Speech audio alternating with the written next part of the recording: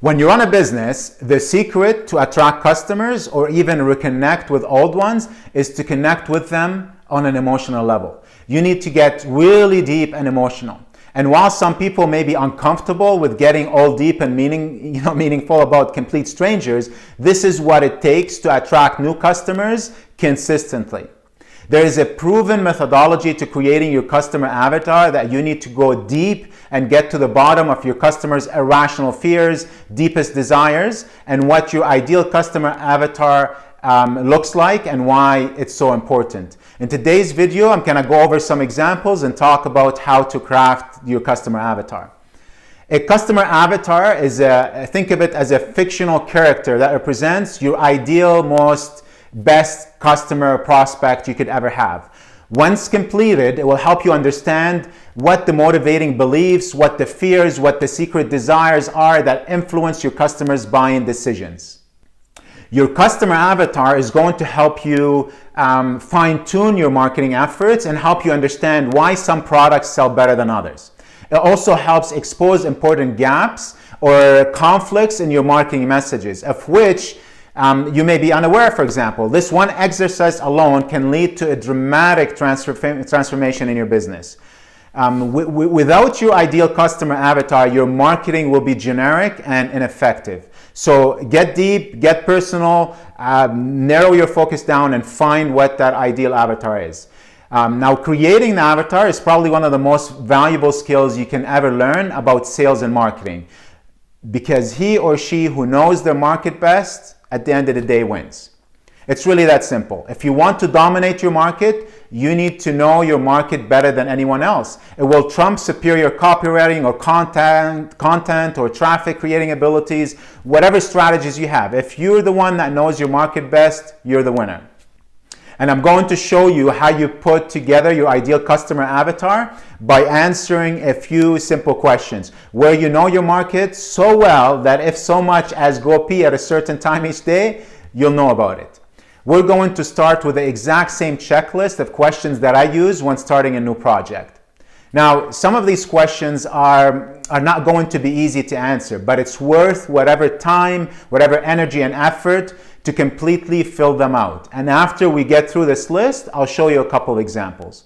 But first things first, let me go over some of these questions with you, and let's try and narrow it down and try and create an example here. Some of the questions you want to consider are things like, who exactly are the main buyers of your product or your service? If you don't have a buyer list, then until you have one, who is buying your competitor's product? Who wears the pants in the family? Who makes the decisions when it comes to buying decisions? How old is your customer?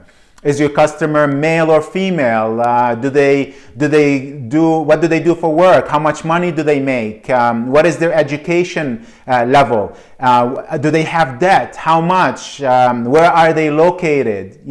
What are their 5 biggest fears in the list listed in order? Do they have any enemies? Who and why? What are the biggest mistakes these prospects are making?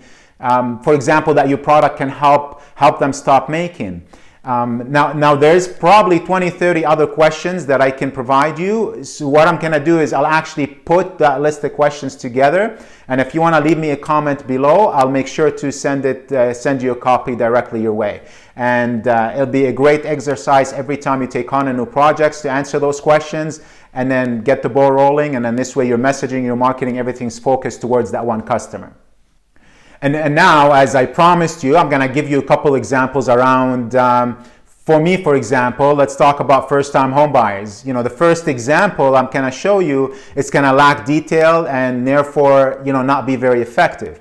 So a weak example would be something like, our ideal customer is a first-time home buyer that wants to get into home ownership.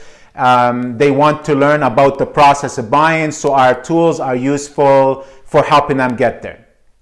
Now, a better example, and one that I drafted myself once I was looking and targeting first-time home buyers, would be something like this. The ideal customer is a young couple. Now, let's call them the Jones.